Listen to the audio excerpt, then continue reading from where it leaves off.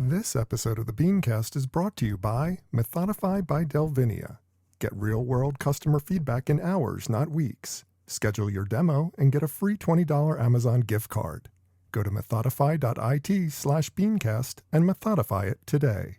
Bandwidth provided by Recursive Squirrel Interactive. Visit them on the web at recursivesquirrel.com. Episode 601. Know Your Reasons.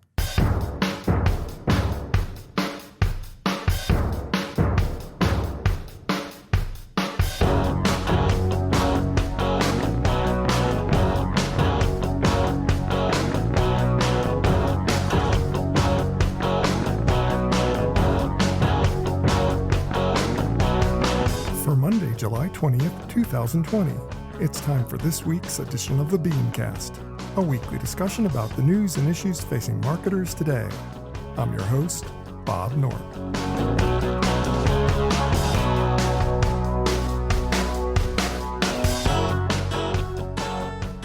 Thanks for joining us.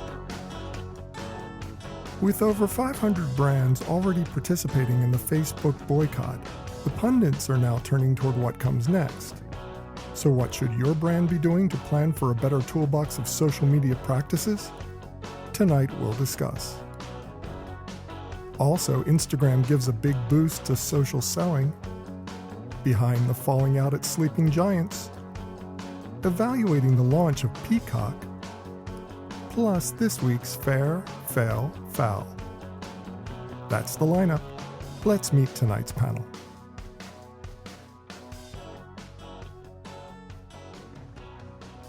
Thanks for joining us for this week's BeanCast. I'm Bob Norp, and with me on the panel for this evening, we start with the founder and CEO of Convince and Convert, author, speaker, Mr. Jay Baer. Hi, Jay.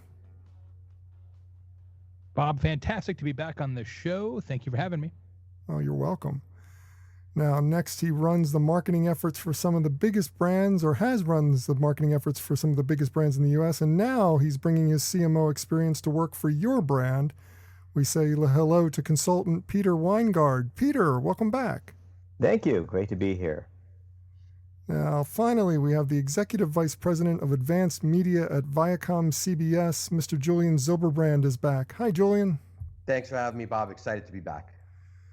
Well, we've got a lot to cover, and unfortunately, we're going to start off, sorry to the audience, we're going to start off with Facebook yet again. As we settle into the fourth week of the Facebook ad boycott, there is a lot of consideration going on in the ad community about what to do with this experience to make it work for a more positive outcome for both societal impact and business health.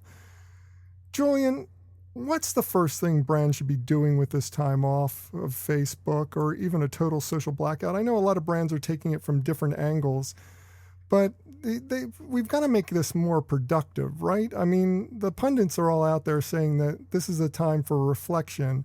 So what should we be doing?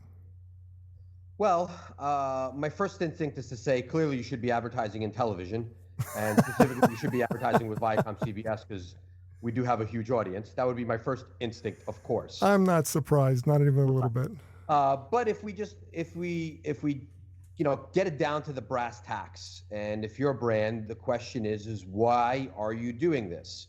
And if you come to the conclusion that you're doing it for a specific reason, and you are doing it, because you want to achieve something, is this boycott serving that function? And if it's not, then fundamentally it continues, right? But there are lots of different degrees to what this boycott is. There are plenty of brands that are quote unquote boycotting Facebook, but then spending money with Instagram. There are companies like Ford who might be boicotting social, Twitter and YouTube. And before you go on with this, I want to zero in on the one thing you said, because this has come up again and again on the show, and I don't think that we've ever really gotten deep on this subject about whether or not it's okay to advertise on Instagram when Facebook is being boycotted. And in some ways, I understand the arguments against boycotting Instagram as well as Facebook because it's the same company. In other ways, I'm just kind of questioning, why would you do that? I mean, Instagram's not the problem per se. It's Facebook that's the problem.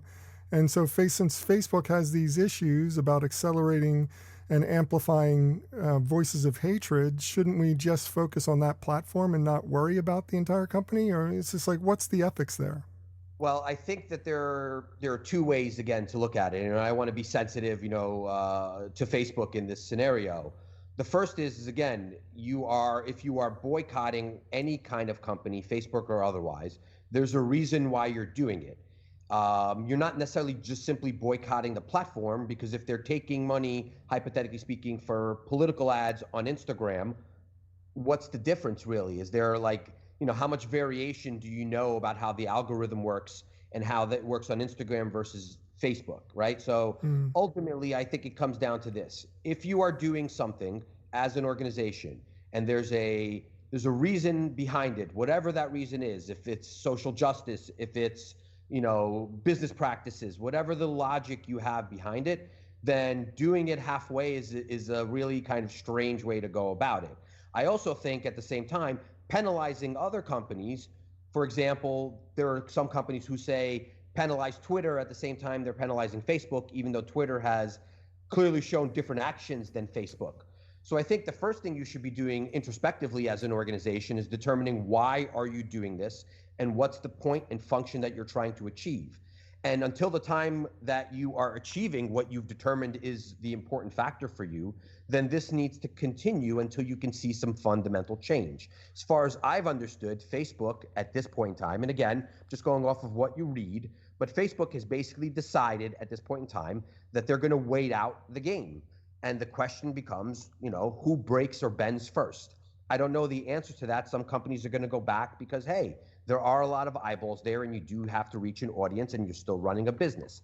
At the same time, if you've gone through the function of actually boycotting a company, doing it for a month for a company that's worth, several $100 billion is really kind of a paper tiger move. So I don't know that there's a right or wrong answer to this. I do know that if you are an organization and you are trying to stand for some kind of positive social message, because I think that's the reason behind the Facebook boycott, then you can't do it halfway and you have to go all the way and you have to have some authenticity about what you're doing, or frankly, there's no point in doing it because your consumers are going to see through your feeble attempt. And I think in some ways, I think I derailed you on that because it's just like, I think that all your points are well taken, but at the same time, what's the pragmatic approach during this time? I hear someone trying to answer in. No one's trying to answer. Listen, what's the pragmatic approach? Why have you gone through the process of boycotting them? What's the reason? And but I mean, what's the pragmatic approach right now while you're sitting there with this boycott in place? You're not spending money on social, or not at least running ads, if not being involved with social at all. You've got this time to reflect on what you've been doing.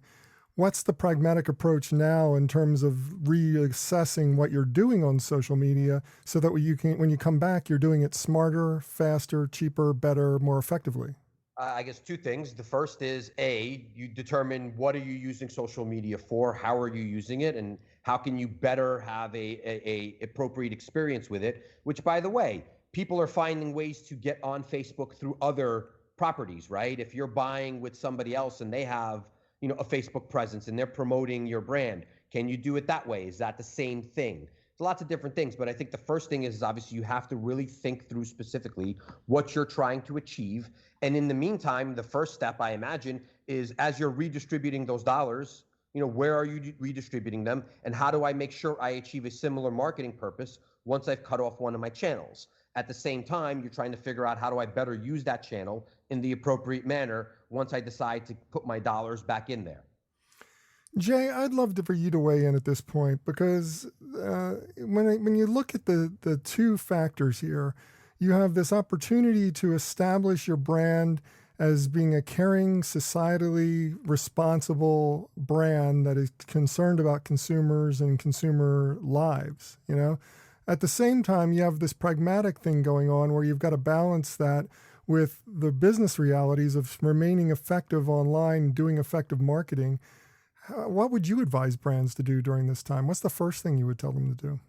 We had several client conversations on this exact topic, Bob. And For those who use Facebook primarily for reach, it's easier to hit pause because reach can be accumulated in a lot of other ways, certainly through the magic of television, but also through other digital channels. Here, here. When you have brands that rely on Facebook in a more web traffic accumulation or even direct e-commerce sales perspective, it gets a little more challenging to replace that instantaneously, although I would argue both anecdotally and, at least in my case, factually, that the real winner in this is Google. I think ultimately, though, the point about Instagram versus Facebook is an interesting one, Bob, because I have been under the impression from some of my clients and just reading the trades in general, that while there is this sense of overall malaise about Facebook as a good/bad actor, depending on your perspective, many brands have said that their real challenge is that their creative is being shown adjacent to content that they find objectionable. That's a different issue, I think, than we just don't like the way Facebook kind of runs their business. And certainly as it relates to the question about Instagram, I think you can argue largely that the challenge of having your creative shown next to objectionable content is probably a non-factor across much of Instagram. There are certainly dark corners of that platform as well, just not as numerous. So look, I think Facebook believes that they're too big to fail. They might be right. They certainly don't want to set a precedent that any sort of pressure campaign can actually change their corporate behaviors, because that's a slippery slope that would be a challenge for them to kind of get into. But by the same token, they got bills to pay too. This is fascinating, right? Especially, and I thought this was going to be much ado about nothing until I saw all the DTC advertisers jump in as well. People who literally are generating substantial percentages of their revenue from Facebook ads. Now I'm like, okay, that's putting your money where your mouth is, because that's not as easy to replicate. It's fascinating to see whether this will have any effect. I think the thing that surprises me the most, though, Bob, is that largely it appears to be a stalemate now 4 or 5 weeks into it. Yeah, it really does. And I mean, I look at it, well, let's get Peter's opinion in here first. I don't want to take time up with my opinions first. Peter. I love your opinions. Oh, well, whatever. It's just like, it's my show. I'm here all the time. I got a platform. You guys are here to talk. So tell me, what are your thoughts about all of this? I'm a little skeptical, I think, by nature. So when this first started happening, I was wondering how much of this is virtual signaling for companies for PR sake versus actual, it seems actually awfully convenient to say I'm going to pull my advertising for 1 month or 2 months on one channel during a recession, at a time when there's not a lot of consumer activity going on. I think a lot of this, at least probably initially, was great air cover for people cutting marketing budgets and saying, great, we're part of this boycott. Let's pull back on some of our spend. And it also gives us a chance to do the analysis on the effectiveness of this channel, which we've always been wanting to do anyway, right? I would love to see the data that's being accumulated by all these brands that have gone dark on this channel to see how it affected sales and so forth. And for some of the bigger brands, like I've noticed P&G hasn't really jumped in there yet, despite all their talk about brand purpose at marketing events. I think a lot of brands are just using this as like a negotiating ploy. Like, we'll pull back, we'll apply some pressure, we're having conversations. There's this is exactly conversations going. They're just going to negotiate better rates and some kind of like brand safety. That's it exactly. I think it's all about brand safety. That's exactly the point I was going to make before. I think that the brands are looking at it as an opportunity to rectify some brand safety issues, while the boycott is not necessarily about brand safety. It's about, civil rights and hate speech and the freedom to post just about anything you want on there and turn it into some kind of meme of hatred and spreading that. I mean, that's a whole different thing than the brands are dealing with. The brands aren't. I mean, I can't say put a blanket statement. Some brands are actively involved on this issue, but I think the majority of the brands are just out there thinking exactly like you said, Peter. This is a negotiation tactic. Well, I always say if the negotiation doesn't work out, you know where you could find brand safe content in premium video. Premium video, premium publishers, at a home. I wonder if we're going to see, There's a million at a home and some of these other sort of more traditional mediums where brands have more control over either the content adjacency or the platform itself. I believe, and public radio is seeing a tremendous uptick. Since I never leave the home, I'm thinking we need an in-home display ad unit. It's like a billboard in my hallway. You guys work on that. Genius. Thanks. The problem I have, Bob, with this whole idea is, how do the brands know when they've succeeded? Like, what is actually the point at which, like, man, Facebook changed to our satisfaction, boycott over? I haven't seen any real definition. Like, look, if you're going to take somebody hostage taking 101 dictates that you have a list of demands, and there are a list of demands. I've read them on the website. But those demands are not what we would call in the marketing biz SMART goals, right? They're not really measurable in a classic sense. To me, this boycott ends in sort of the definition of pornography, right? We know it when we see it, and that's going to be a real challenge because Facebook can do something, maybe even do a second thing, maybe even do a third thing, and they can continue to say, nah, man, that's not enough. So it's a challenge because I don't know how anybody ever agrees that the effect has actually been created. Well, you also have the fact that most of the brands out there, at least I would say a good sizable portion of the brands out there who are participating in this boycott have only done so with the assumption that it would last a month. I mean, when you don't have uniform backing on this whole idea of an endless boycott until we get what we want, you're going to see breaks in that front pretty soon. People are going to start going back. And I think that's what Facebook's doing. They're saying we can absorb a month, maybe a month and a half, maybe 2 months of revenue shortfalls, but we'll make it up in the last quarter of the year because this is going to be a windfall for us. They're all going to come back. Election year. But that goes back to kind of what I was saying. Why, as a brand, you need to determine why have you been doing this? What are you trying to achieve? And again, if it's virtue signaling, if it's whatever it is, what are you trying to get out of it? And to your point, if it becomes a simple negotiation, I can do this better, I can get better brand safety, I can get better rates, I can do X, Y, or Z, you can't bend on it. Then you can't necessarily just give in or you've lost permanently.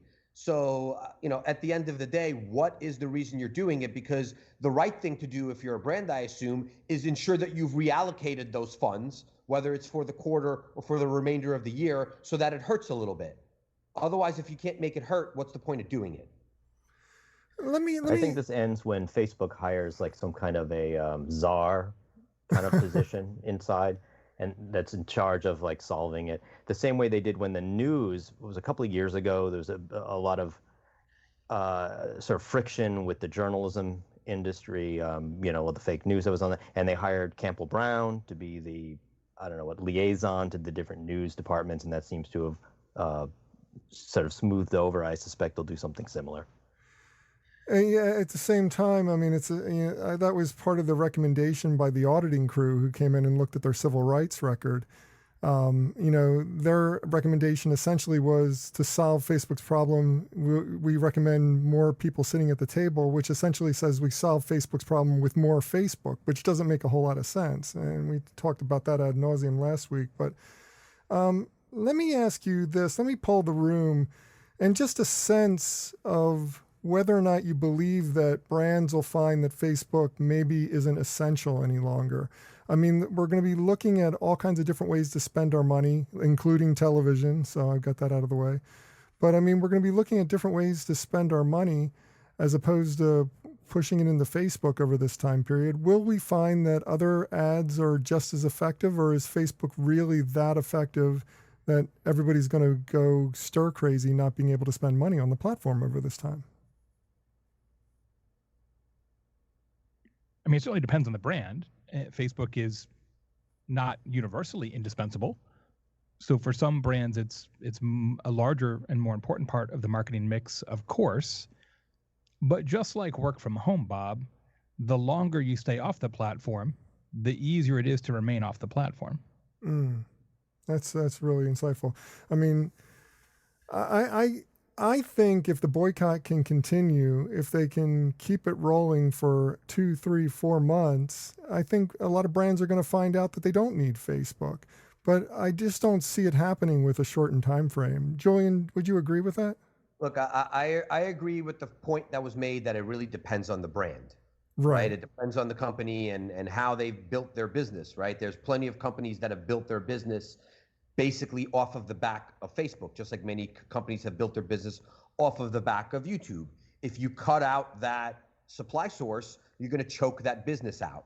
Other businesses, a large CPG or an automaker can absolutely live without one specific channel in their marketing mix. So I think it is variable depending on the brand. And I think at any point in time, any one single channel shouldn't be, I think, systematically as your business model, any one specific channel probably shouldn't be your only source of revenue or technology or capability. And you should always be diversified in what you're trying to do. But it does come back to who the brand is and what their business is. And the last question for the group, and I'll start with Peter on this one. I mean, obviously these brands have to come back at some point and do something with this money. Let me ask you, how do brands re-engage post-boycott? What's the best way to approach their social efforts post-boycott so that they're still maintaining adherence to the principles of why the boycott was happening, while at the same time achieving the kind of results that they need to achieve in order to make their numbers? Well, I mean, I think that assumes that consumers know that they're boycotting the platform. I don't know what they are. I think people in the marketing community are looking at this. I can't imagine that anybody else knows that Coca-Cola is on or off the platform. I think a lot of it is, will the money come back? I don't know. I think media in general is a big question mark for the next 12 months and how much is going to flow back. And when it flows back, there's so many alternative channels. I agree that Google is going to be the big winner on this. Any other predictions? Great point, though. Like, you figure at the end of the day, if you pull out paid, but you're still doing a bunch of Posts. earned, you're still on the channel. Who's going to know the difference? Right, exactly. I think a lot of people don't know the difference to begin with, which is a whole other problem, which we'll get into on another show. But good points, everyone. I wonder if Facebook is throttling back organic reach tremendously now for the brands that boycotted the paid channel, just to make the results look worse for them.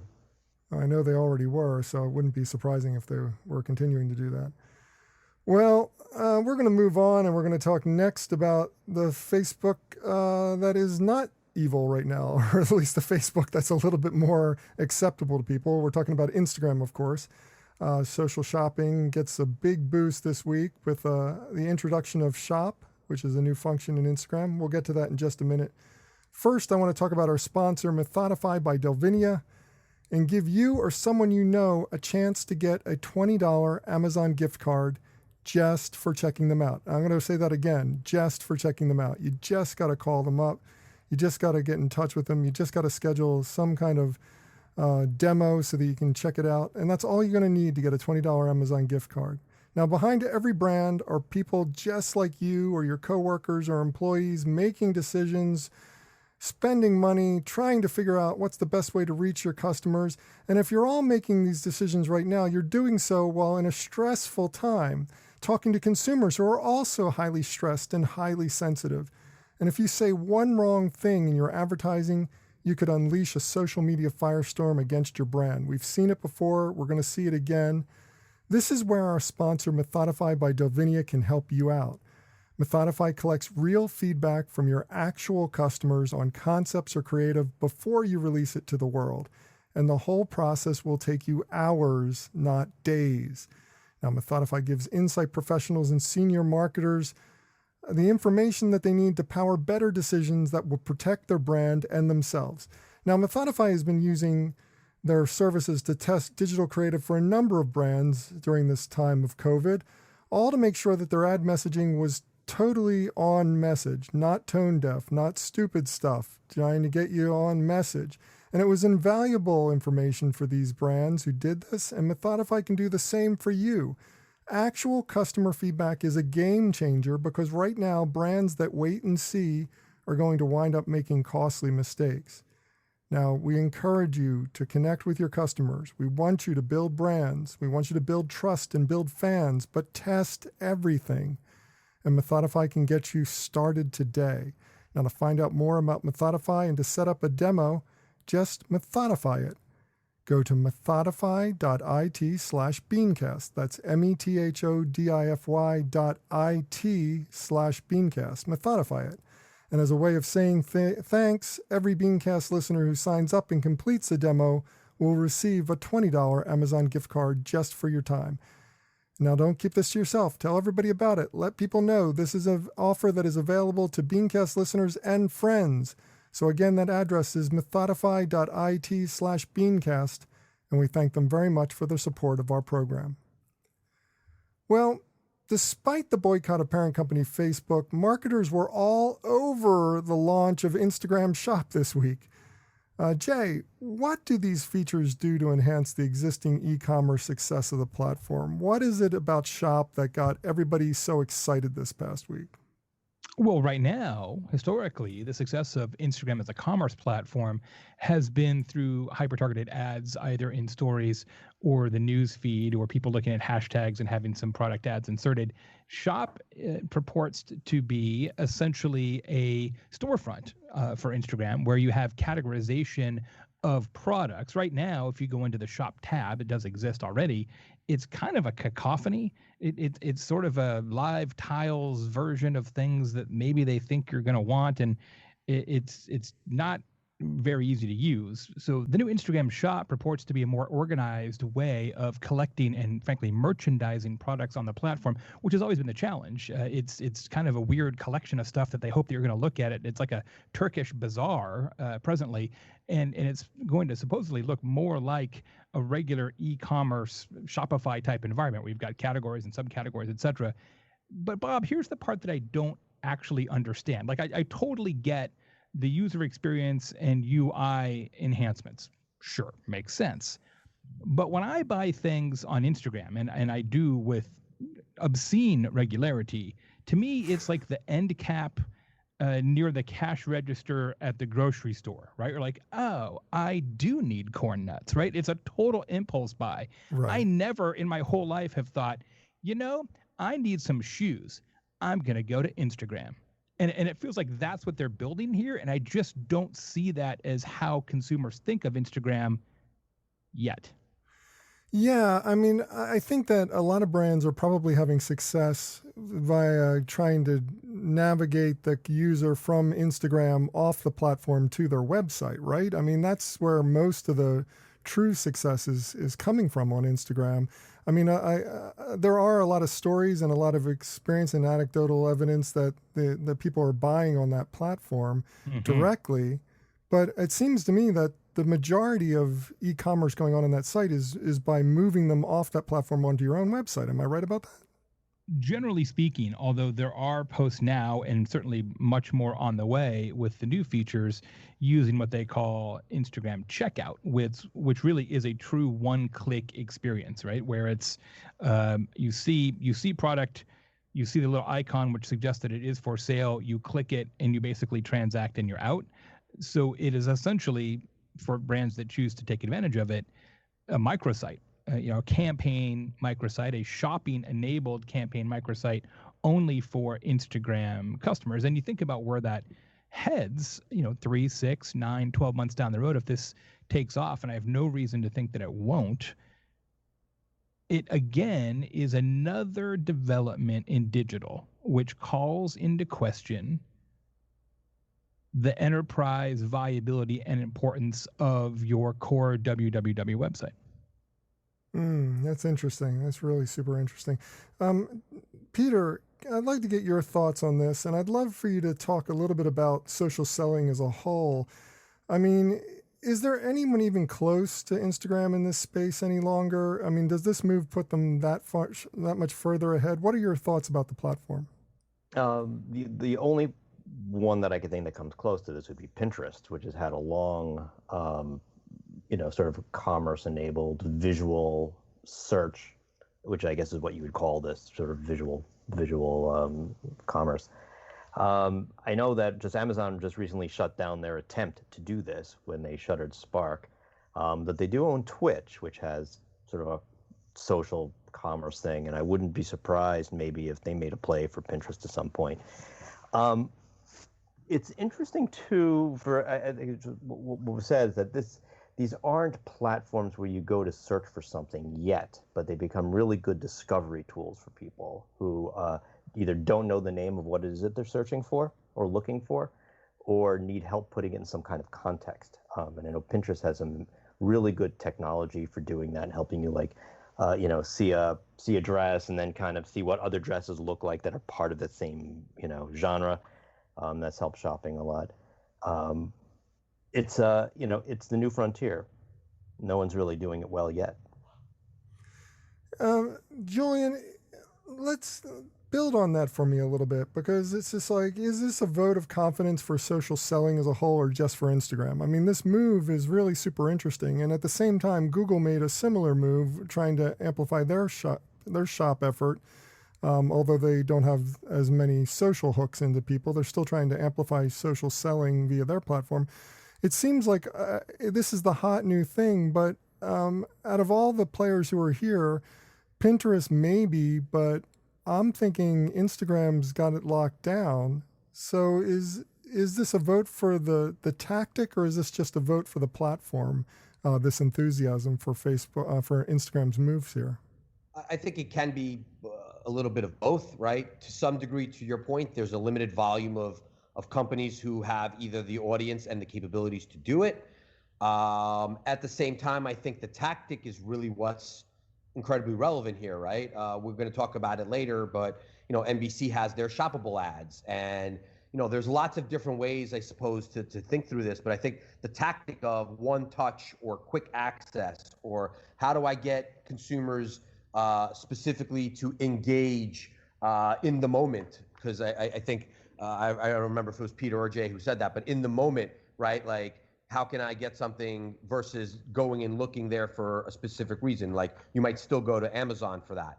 So I think it's a little bit of both, because there's a limited number of environments with which you could do that, and where it makes sense to do that. And Instagram certainly is one of them and has a huge audience. So that certainly is a value just on the platform itself. But I think the tactic in and of itself is a reflection on behavior and people's shopping behavior, which is now adjusting.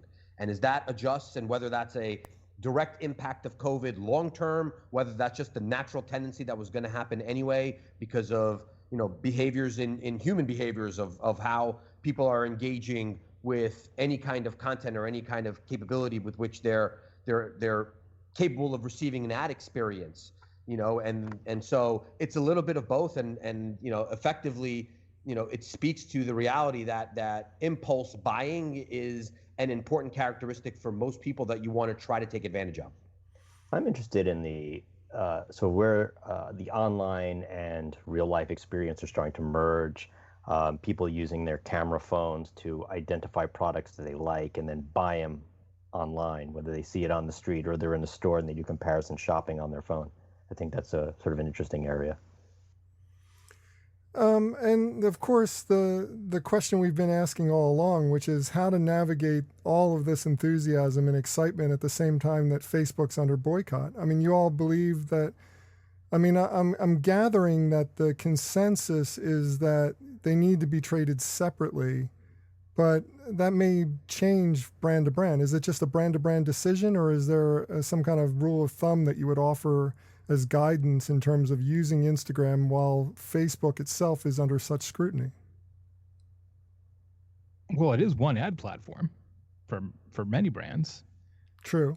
So, you're logging into the same place in most cases. So there really should be a total blackout on both platforms if you're in boycotting one, is what your assessment Well, would be. I mean, I think it depends, as we talked about earlier, Bob, why you're boycotting, right? If your real issue is that you don't like your ad being seen next to things that are objectionable, maybe you say, you know what, there isn't as much objectionable content on Instagram, so I'm okay with that.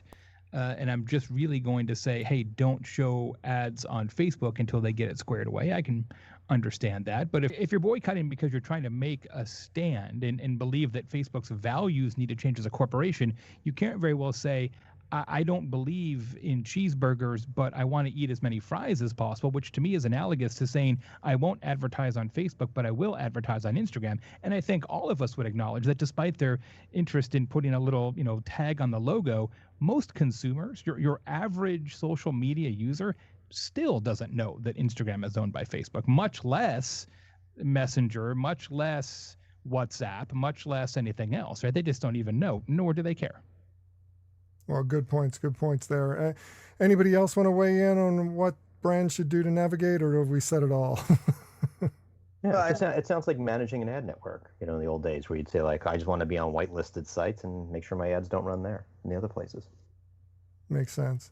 Yeah, look, I hate to be redundant, but we said it before. What are you doing it for? What's the reason? If you're boycotting Facebook, even if, hypothetically speaking, you were boycotting Facebook because of brand safety, well, if you keep spending on Instagram, what's going to incentivize Facebook to make the change? They're getting the money one way or the other. So, ultimately, again, it comes down to why are you doing it? And then if you have a reason, then you hold fast to that reason. And I think you have to be really specific about what that is and really honest about what that is. And I think the point, that's a really good point, Julian. And it's just like an add to that, the fact that you're already on the Facebook dashboard trying to put ads on both platforms via the same tool. It really is disingenuous to be saying you're boycotting the company when you're just working through the same company to put ads somewhere else. That doesn't make a whole lot of sense. Well, I want to move on. I want to talk about the Sleeping Giants fiasco that went on this week. One of the premier organizations for political activism within the ad space is Sleeping Giants, and they experienced a major falling out between the founders, with Nandini Jami, a female person of color, exiting the group with a Medium post, charging co-founder Mark Rivets, a white male, with a pattern of dismissive, controlling, and sexist behavior. Now, I don't want to delve too deeply into the dirty laundry of Sleeping Giants. I think that's well covered. But Jay, Rivets issued an apology, and many were critical of his attempt at reconciliation.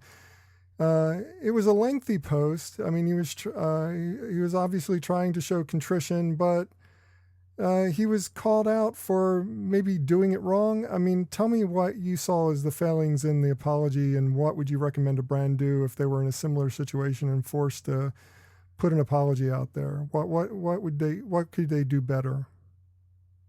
First, I just want to say I have great sympathy for her and respect for the organization and the work that they do. I think it's clear that it is at least slightly ironic that an organization founded on anonymous activism is now fighting over who gets credit. That seems to be perhaps an unexpected twist in the plot. I wrote a whole book about this, Hug Your Haters, Bob, as you know, and this is a good example of a faux apology. And in a faux apology, you have all the trimmings of an actual apology, right? It has a lot of the same beats and the same cadence and the same circumstances, but it also makes it about you. And I think that was the problem with how this was executed. He said flat out, I apologize. She was a co-founder. I was wrong. I made a lot of mistakes. But then there's a lot of stuff in the middle about his burden, about how difficult this has all been on him. And he sort of makes himself a co-victim of the circumstances. And that may or may not be the case. I don't care, frankly. But that's not when you make that point. It's not in the apology letter. The other thing that this apology lacked, Bob, was any concrete remediation steps. Anytime you're apologizing for anything, the best thing you can do is unequivocally say, I blew it, I'm sorry, and here's the part he didn't do, here's what I'm going to do to make it better or make it right. And there was none of that. There was none of, here's what I'm going to do for her, here's what I'm going to do as a result. It was just, you know what? I made some mistakes. That sucks. I apologize. I have seen far worse apologies this week, much less in my entire professional career. But it wasn't the best I've ever seen either. Yeah, I can totally see that. I mean, one of the things that I would always recommend to a client in that situation is to put in, like you said, concrete steps of action, but start the actions right now if possible. I mean, make that post, that communication, that first contact be an active effort to improve the organization or to improve the behavior that caused the falling out. And none of that was present. Peter, what's your thoughts here? I mean, it's just like you've run marketing organizations. I'm sure that you've come across the situation where you've had to issue an apology. What's the best way that you can go through that process to make sure that it comes out in the right tone and the right way? Yeah, I mean, it's that almost like tearing the Band-Aid off and that brutal honesty up front, really admitting that, what the mistake was, and just as was pointed out, and what you're going to do to fix it. I've definitely been at companies where either it was the half apology and then the 3/4 apology a week later, and it just drips and drips, and you never really, and you lose credibility right away. No one's sure if you really intended, and it begins to sound more like a PR exercise than an actual apology. This sounded like an apology. This wasn't definitely didn't sound like a press release, but but I would agree it turned inward awfully quickly. And that's always the problem. It's just like we come from it in that stance. I want to echo what Jay said. I mean, we have a great deal of respect for Sleeping Giants here at the show. Nandini Jami, you're welcome to be on the show at any time if you ever hear this episode or want to be part of it. If anybody knows her, that's fine. But I wanted to at least address the issue of Rivitz's apology and to address the negative response he got as a result of it. And finally, on our topic list for this evening, Peacock launched. Peter, we've got this brand new streaming service called Peacock from NBC Universal. Has lots and lots of free content to watch, has a paid element to it, has another paid element that gets you even more content and no ads. What's your thoughts on this? I'd love for your opinions, and of course I'm definitely going to go to Julian after you because I want to hear what his thoughts are. But what are your thoughts initially on this platform? Is it a success? What would you change? Is it good for advertisers? Yeah, well, I mean, let's say it's a partial success. They got it out and it's running, and I think the first thing that they did was right is that they offered it as an ad-supported video-on-demand service. So the fact that it is free compared to the major subscription services like Netflix and Disney Plus and Amazon Prime Video, I think in itself makes it a compelling competitor, because it seems like it could be an add-on service to the subscription services that consumers might have. And the other big win is that it's going to have live sports and news, which I think are real differentiators. So it seems like a natural kind of +1 to any VOD service. And they had to do this. All the traditional media companies and the broadcast networks had to have a digital component. I'll tell you, I little side story, but I think it's sort of poignant. To my niece, in a big visit to New York, I was walking her around, and she's I guess she was 11 years old at the time, and we passed the NBC store in Rock Center, and I say, "Hey, do you want to go in there?" And she looks at me with a blank face. She goes, "What is this?" And I said, "It's NBC. Look, there's the big Peacock logo." And she's like, "I don't know what that is." Right? And it's true. There's a generation, right, that have never watched linear television and don't know what a network is, and the network brand doesn't mean anything. So moving from a traditional broadcast platform into a OTT platform was necessary, and it's like, what took them so long. I think the big challenges that they have is, like, if content is king and distribution is queen, they launched without any real content. I think originally the intent was to launch with the Olympics as the tentpole event that gets you to sign up. But without that, what they're really offering is, for the most part, a lot of reruns. Right? It looks like I was looking at, like, I saw Downton Abbey, on it being advertised, and so I don't know that there's enough on the platform yet to get people to go through the trouble of trying to have to figure out how to get it on their TV, which is the other challenge.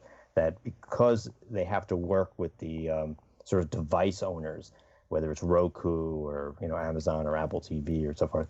Well, not Roku. they're And gonna have Roku and Amazon are still not on board with this, from what I understand. correct, right? And I think they alone represent 70%, something like that. yeah, 70% of the some streaming market. astounding number of the connected television. So that's a real challenge. I think they'll get through that, but it shows how much in today's world media and then the media delivery technology are linked. So without being able to control that end user experience, without having access to the data, I think NBC finds themselves in that unenviable position that a lot of content providers did early days of the internet, having to buy your way onto the homepage of other platforms, right? You used to have to try to get your stuff above the fold on Yahoo, and now all these network brands are going to have to work hard and probably pay to get access to people's televisions so they can watch the shows. So it's a good first step, but they're going to have to they have to both fix the sort of the distribution issues, and then of course have television that's compelling enough to make people seek it out. And we're launching at a time where, let's face it, there's a lot of television out there. There's a lot of content already, and some already saying that there's we've reached some point of, I don't know if I'd call it peak content, but there's so much content out there, people are already starting to burn out from the overwhelming choice that's available. So it's hard to enter the market with that. Julian, obviously I'm going to go to you next on this because, Peter brings up some really good points. This is supposed to launch with the Olympics. That would have driven a lot of subscription dollars to the platform. They're not doing that right now. They've had a mediocre launch. I mean, about 300,000, I believe, subscribers or downloads, active users. They're making some initial inroads. Is the ad portion of this enough to float the ship until the Olympics come in next year, we're hoping, or is this not enough? And what's your thoughts on Peacock as a whole? Sure. The first thing is I very much applaud NBC and their team over there for and congratulations to them for the launch of Peacock. I think it's tremendous. I signed up for it this morning myself. And I think it's a bet they have to make. We certainly understand that. We own Pluto TV, the largest free AVOD service out there with well over I watch all my World Poker Tournament on Pluto. I'm watching that constantly. That channel is like, I don't even play poker, but I love watching it. Well, you keep watching that Pluto TV, if I could say that in my ad voice. But look, the reality is I think this is a bet that they and all others in our space have to play, right? They are, whether it's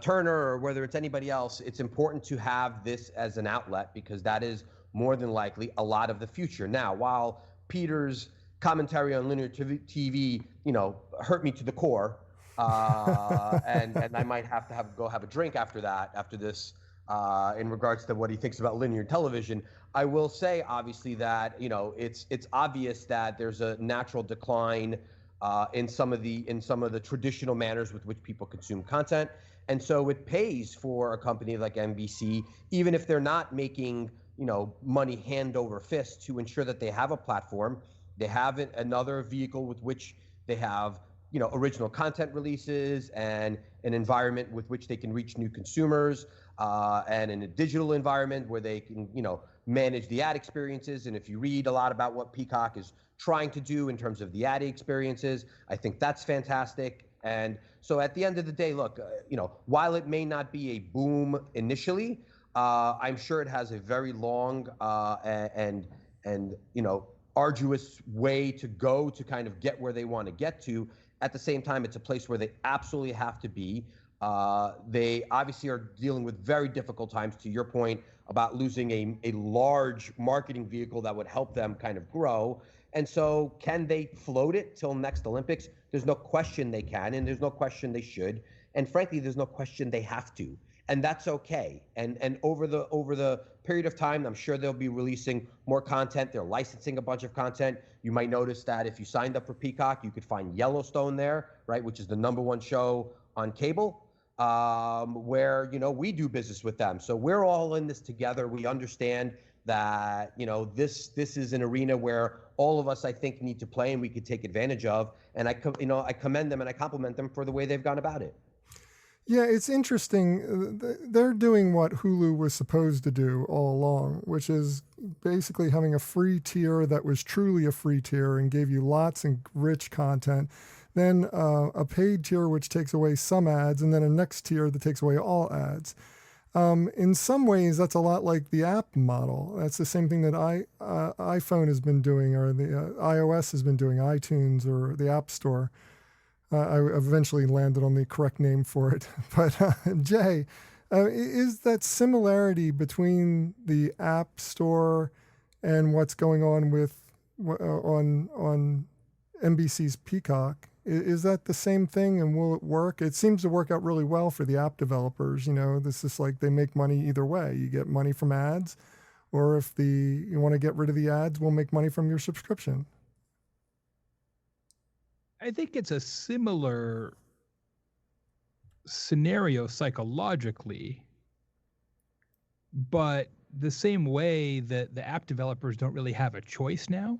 Like, you remember when the apps first came out, that wasn't how it was, Bob. It was apps were paid, right? You paid for the app, and then there wasn't as many in-game purchases and ads inside the app. And if you run out of coins while you're playing poker, they will sell you some more coins. And that model evolved over time. And I think we're starting to see some similar evolutions in the OTT world as well, as we have more competitors who are trying to do different things to see if they can get an edge with their pricing schema. And then obviously the fight for content, both original and legacy content, is not going to end anytime soon. Of course, there's also other elements at play beyond the pricing model that tend to dictate success and or failure. As was mentioned earlier, the thing that's really challenged, I think, Peacock on the rollout is they were going to have the Olympics to promote this, which, you couldn't ask for a better launch strategy than the Olympics. And now you don't really have that, which is a challenge. Quibi, the same thing, right? They launched right in the middle of a pandemic. And so other things can conspire one way or the other. And as it relates to Hulu, as a Hulu customer, I like Hulu quite a bit, but the one thing I don't like, and I will go to my grave on this point, is the app itself, especially through Apple TV, is so incredibly hard to use that it actually makes me like it a lot less than I would otherwise. Apparently, they're working on a whole new app for the App Store, which goes back and uses some of the older functionality. So I'm still hoping for that. It couldn't get worse. I know. It's hopefully it'll get better. People aren't monoliths. Like we said this years ago at Viacom CBS, there's an audience for free. There will always be an audience for free.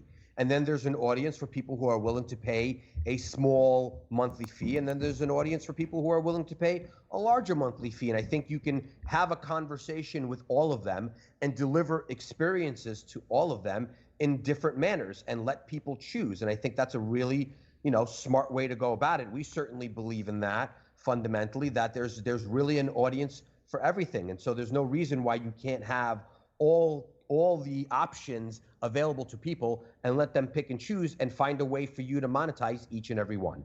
Yeah, I wonder what that middle option is like. How many people opt for that versus just paying for all of it? Is it too much choice? Free, kind of free, or premium? What's the difference between the mid and upper tier? It's not clear to me seeing their, seeing the site, what you get at each level. Well, I guess we'll all find out. But for now, it's time for this week's Fair, Fail, Foul. Before we get to that, though, I do want to take this quick opportunity to thank my guests again and allow them to each do a shameless plug, starting with Jay Baer. You can find him at convinceandconvert.com. That's the home of his empire of consultancy and books and podcasts and content and all kinds of great stuff. So tell me, what's going on in your world, Jay? What would you like to promote? Bob, there's more webinars and virtual events than ever, for obvious reasons. And I think we can all agree that many of them suck. So I am working hard to make sure that that's not the case. I am doing a free live broadcast with my friend Brian Fanzo on July 30th called How to Unsuck Your Webinars and Virtual Events. We're going to show you how to improve your audio, your video, your interactivity, your audience engagement, your content, the whole shoot and match, no cost whatsoever. Brian and I collectively have done literally hundreds and hundreds of webinars and virtual events over the last few years. Just go to convinceandconvert.com and you'll see how to tune in. That sounds great. That sounds great. You have some awesome content. So Thank you. Definitely want to check that out if you're in the market for it. Next up, we have Peter Weingard. Peter, I don't know how to get in touch with you other than LinkedIn and your email address, but I do know that you do some phenomenal work and people should get in touch with you. So tell us how they can do that and what you would like to promote. I appreciate that. LinkedIn is fine. I'm also on Twitter and everywhere else. You can Google me. I have nothing to promote, but I'm going to check out how to make my webcasts unsuck, because we've been doing a lot of them recently. And I think everyone is trying to figure this out. What does a virtual event seem like? Oh, how should it function in the future? So I'm going to be there. Thank you, sir. Sounds good. And last but not least, Julian Zilberbrand. You can find him at Viacom.com, or is it ViacomCBS.com now? I'm not even sure what your address is anymore, but tell us what's going on in your world. What would you like to promote? Well, since I'm not personally leaving the house, and I haven't left the house for a number of months, I don't have any personal kind of speaking appearances or anything to promote. So I will promote video. If you like video, Viacom CBS is a wonderful place to watch a multitude of videos. From whatever demographic you are, we are hitting you from every possible angle. Whether you love MTV or Comedy Central, whether you love CBS, whether you're interested in, like Bob, watching a ton of Pluto. You could find a multitude of your content wherever you want on Viacom CBS. Most of it's free. And I don't want to oversell my Pluto watching, but I do watch. I don't know if I watch a ton of it, but I do watch it.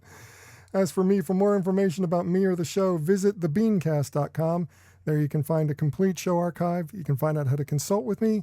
And of course, you can find out how to advertise on this program. So check it all out at thebeancast.com.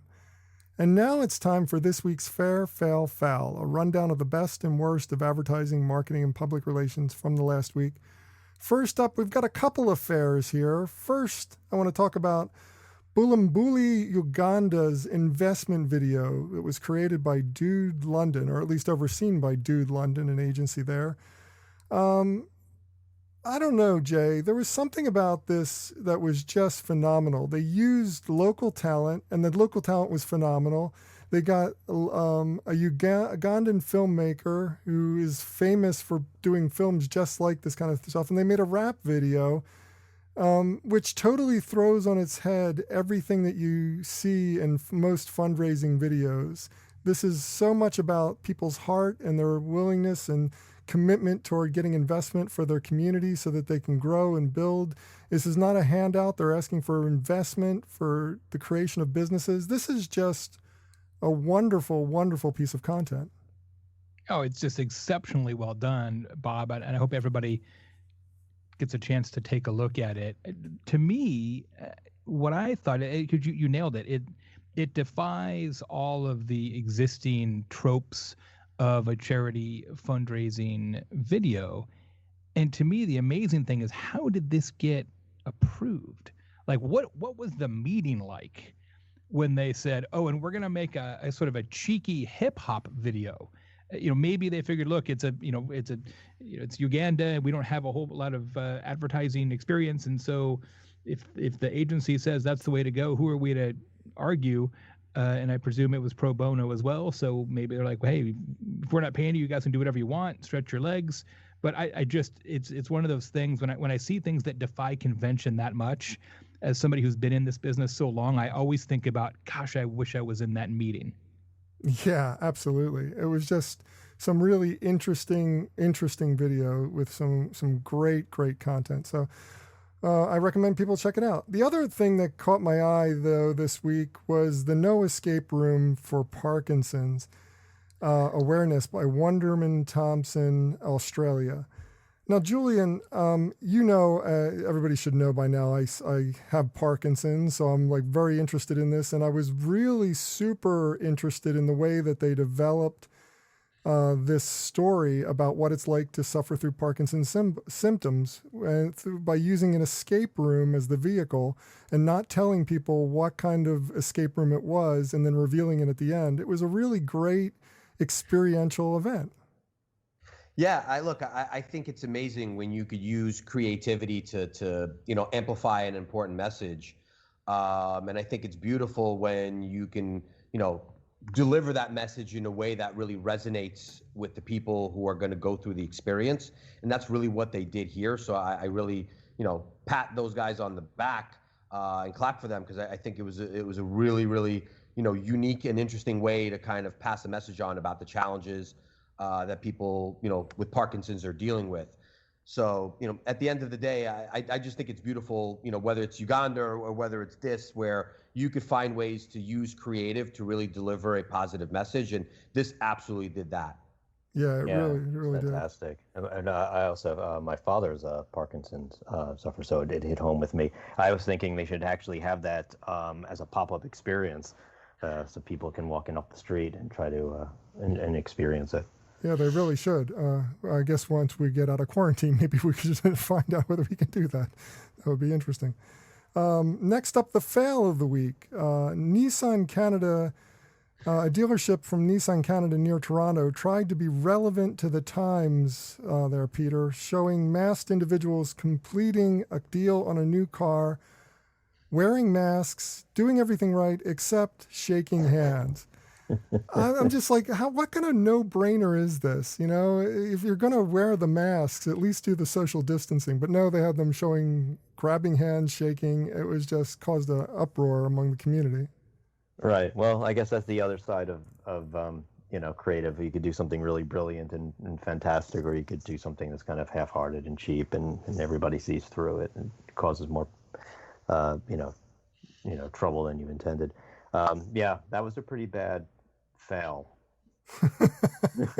You kind of feel bad for them. It's rough trying to figure out, in what they're trying to do, how to market in this complex time. And yeah, it was a fail in the general sense of the word, but it's also, I feel bad, honestly. It's a very difficult situation to deal with. I think that all of us are dealing with, and people are trying to figure out how to do this correctly. And they made a mistake. It happened. Apple did a very nice job. That's why the video that went around about working from home using Apple products. Yeah, it's amazing when you have a ton of money what you could do. Right. Well, exactly. Well, that's why I have a fail and a foul, because the fail is the mistake. The foul is just kind of odorous. So let's get into the foul for the week. Red Bull had a controversy that resulted in some terminations. They got accused of some sexist, some racist behavior in the distribution of a slide that included all kinds of social, ethnic tropes about people and regions and all this other stuff.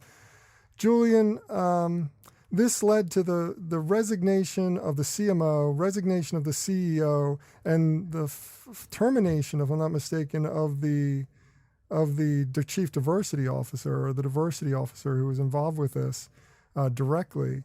This is a total mess. Red Bull has such a great reputation in so many ways, and for them to be dealing with this right now is really kind of surprising. Yeah, it's surprising. It's unfortunate. It's things that, you hope wouldn't be happening in today's day and age, but, it just shows how far we still have to go to kind of get to the place where I think most of us want to be. So, it's an unfortunate thing that happened to them, and hopefully they find ways to bounce back. But it also should really go as a lesson, not only to them and that company, but to others, and how certain behaviors are simply not acceptable, and frankly don't provide any value anymore, and they never should have. So it's an unfortunate situation. There's not much more I could say beyond that. Yeah. Exactly. Unfortunate is the best word to characterize it. Well, have a suggestion for this list or just want to discuss it? Comment online. Use the hashtag FairFailFoul. That's #FairFailFoul.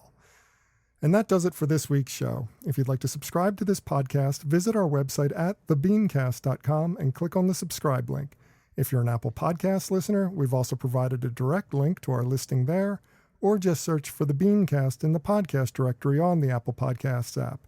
And whichever podcast directory you use, when you subscribe, please leave us a review. Got a comment? Have a question? We'd love to hear from you. Just send your emails to beancast@gmail.com. Opening theme was performed by Joe Seibel. Closing theme by C. Jax. Thanks for listening. I'm Bob Norp. We'll be back again next week. Hope you'll join us then.